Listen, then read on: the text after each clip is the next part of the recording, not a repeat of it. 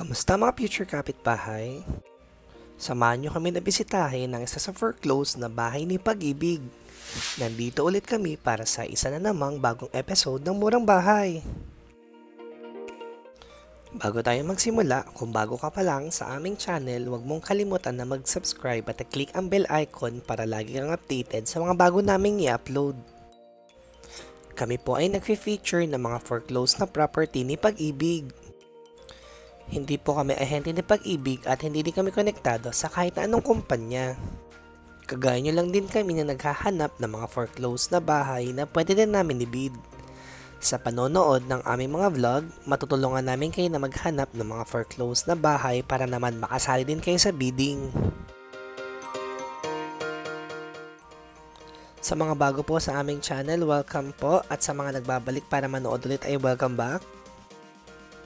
Ang property na bibisitahin natin ay sa may Green Ridgeville, Phase 1, Block 7, Lot 12, Barangay Molino 1, Bacoor, Cavite.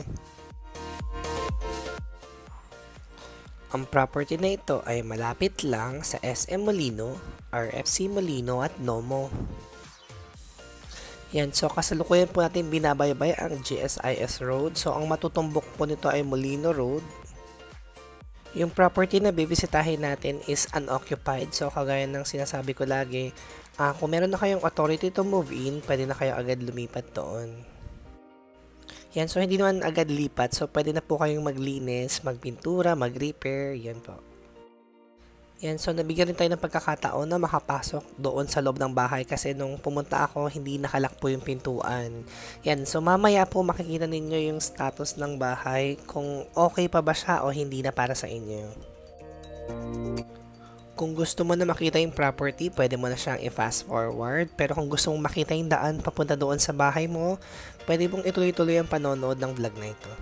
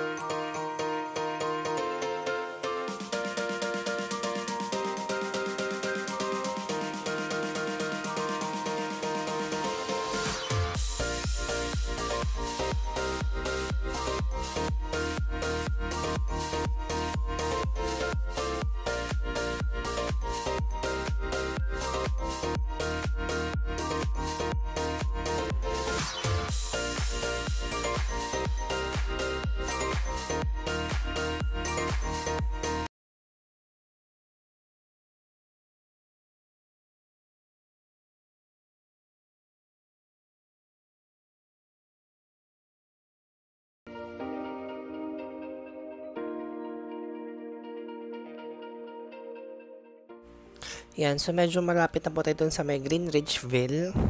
Yan, dito po siya sa may bandang kaliwa. Yan, so ito na po yung main gate ng Greenridgeville. Ang sabi na nagbabantay sa gate, ang monthly dues daw dito ay 300 pesos. Tapos, ang tubig daw po ay nakamaynilad na.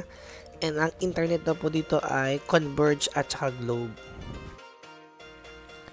Yan, yung ibang mga bahay dito, meron silang provision for parking. Tapos, yung bibisitahin nating bahay, meron rin siyang parking doon sa may harapan.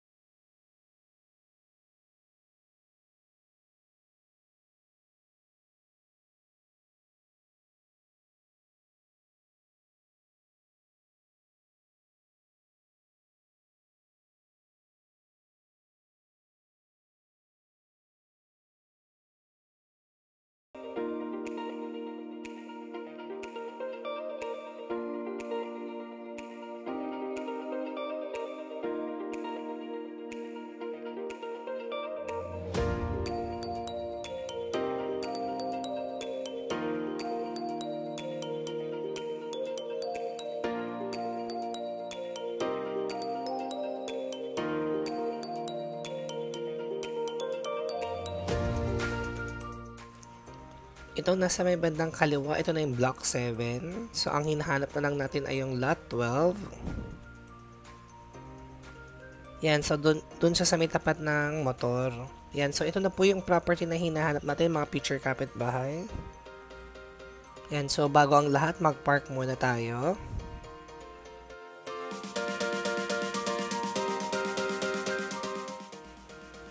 Kung mapapansin mo yung mga kapitbahay nakapag-extend na sila sa harapan, ikaw na lang ang hindi.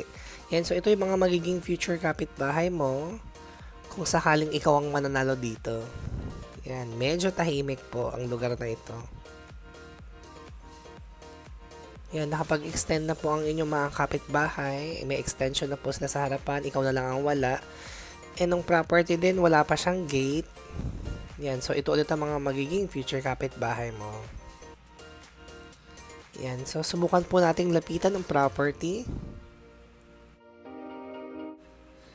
Yan, so lapitan po natin. Nung price nito, pasok to sa budget ko. Plus, meron pa siyang parking at saka meron siyang second floor. Yan, so kung mapapansin mo, future kapitbahay, yung mga bintana niya is okay pa naman.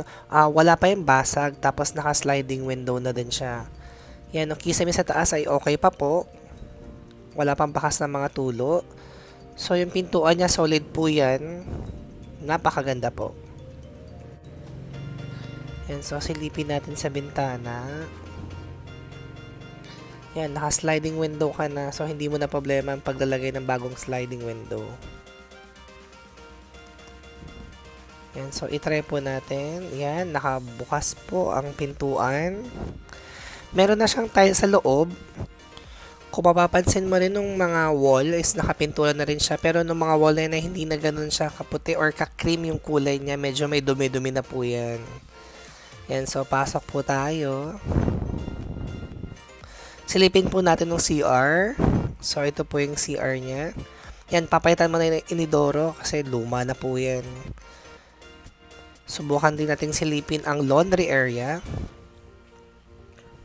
Yan, so ito po yung laundry area and then meron po siyang lababo din. Meron siyang wall na bakod pero mababa lang siya. Siguro i-extend mo na lang yan pataas para meron kayong partition dalawa at saka privacy ng kapitbahay mo. Yung bintana dito sa likod, naka-jealousy lang po siya, hindi siya naka-sliding window. Yan, try po natin umakyat sa taas. Yan, so ito pong hagdanan ay gawa sa bakal and yung nasa gitna po ay nakasemento. Yan, so meron po itong dalawang kwarto. Ito yung pinakaunang kwarto na bandang nasa likuran. Kung mapapansin mo, walang mga color block nung kisame. Ibig sabihin po ay wala pa pong tulo ang bubong. Yan, so may mga dumi-dumi lang. Hindi naman siya ganun kadami ang dumi. Yan, so lipat naman tayo sa may kabilang kwarto. Ito yung mas malaki ng konti. Ito yung kwarto na tanaw yung harapan ng bahay. Yan, so kung mapapansin mo yung kisame niya, wala siyang mga color black. Ang ibig pong sabihin niyan ay wala pa pong tulo yung mga bubong. Yan, so goods pa po. Mukhang hindi na po kayo magpapalit ng bagong bubong dito. Yan, so ito yung other side. Yan, so baba na po tayo. Yung iba naglalagay ng vinyl dito sa ganitong stairs. Medyo maganda yung itsura naman ng mga nakikita ko. Parang ang sarap ibid na mga ganitong klaseng bahay tapos ang mura pa niya, nasa 1M lang. Yan, so ang property na ito ay nasa properties under public auction o discount. Ito ay nasa tranche SPP 271, item number 83. Ang address ay Greenridgeville, Phase 1, Block 7, Lot 12, Barangay Molino 1, Bacoor, Cavite. Ito ay may lot area na 46 square meter at floor area na 45 square meter. Ang minimum bid price daw kay Pag-ibig ay 1,034,800 pesos. Kung nagustuhan mo ang episode namin ngayon, huwag mong kalimutan na i-click ang like button. Kung bago ka pa lang sa aming channel, huwag mong kalimutan na mag-subscribe at i-click ang bell icon para lagi kang updated sa mga bago naming i-upload. Yan, so good luck po sa mga magbibid ngayong week. Hanggang sa muli mga future kapitbahay. Paalam!